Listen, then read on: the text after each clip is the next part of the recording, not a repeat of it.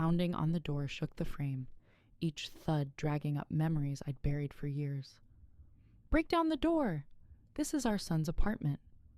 I stood barefoot inside, morning light spilling across the floor like judgment.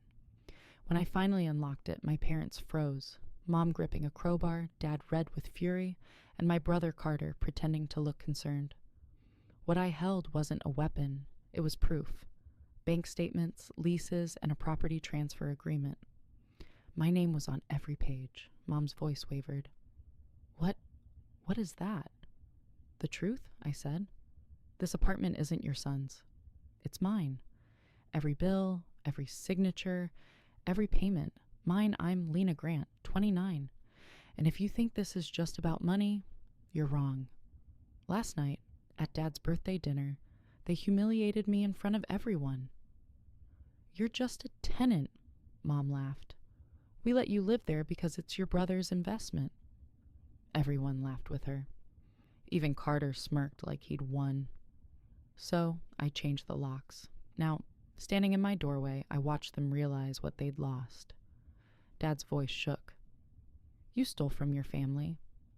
"No, Dad," I said evenly. "I just stopped giving."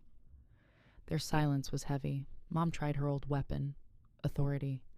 "You can't talk to us like this. We're your parents." "I know," I said. "That's why I kept forgiving you long after you stopped deserving it." Carter sneered. "You made this about money."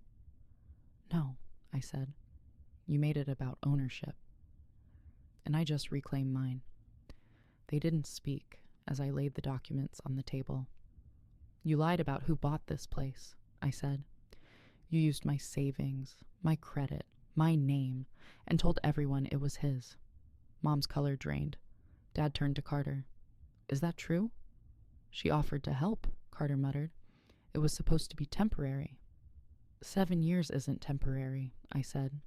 I stepped back inside. "You came here ready to break down my door. Now you know, it was never yours to open." The door clicked shut, and for the first time, it felt like mine. By evening, my phone exploded with calls. Mom's voicemail trembled. "We didn't mean to upset you." "You're too sensitive," Dad's was cold. "Return the paperwork before we involve lawyers." Carter's was venom. "You'll regret embarrassing us." I poured a glass of cheap wine and ignored them all. My apartment hummed in peace. No shouting, no guilt, just quiet. The next morning, Mom showed up. Eyes swollen, lipstick smudged. "You're destroying this family," she said. "I'm setting boundaries," I replied. "Big difference." "You don't even need that place," she snapped. "Your brother's business is struggling."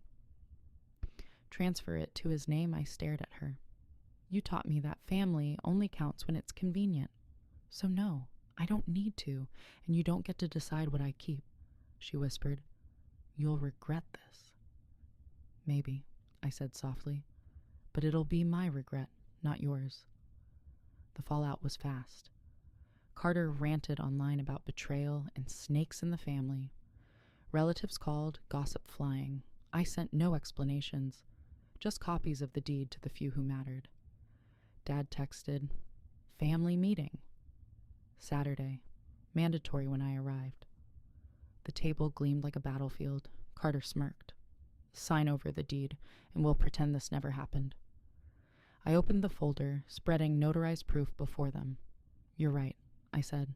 "Let's settle this quietly." Their faces went white. Dad's hands shook. "This can't be right." "It's legal," I said. "Bought with my money. My name. My signature." "You tricked us," Mom whispered. "No," I said. "You underestimated me." Carter slammed his fist. "You think you're better than us?" "No," I said. "Just freer." They called me selfish. Ungrateful. I stood up. For 10 years, I gave, I paid, I forgave. You called it love. It was survival. I'm done surviving, and I walked out without looking back. Weeks later, Carter's loan was denied. Bank's check ownership. Mom sent verses about forgiveness. Dad just texted, "Fix this." That used to be our family motto. Break something, then hand it to me to repair. But not anymore. I joined a business mentorship program. My designs got featured. For once, recognition came without strings. When I stood on stage sharing my story, the applause felt like air after years underwater. One night, my parents showed up outside my apartment. Mom's voice cracked. "We just wanted to see you." "We heard about your talk," Dad said quietly. "You did good." I smiled faintly.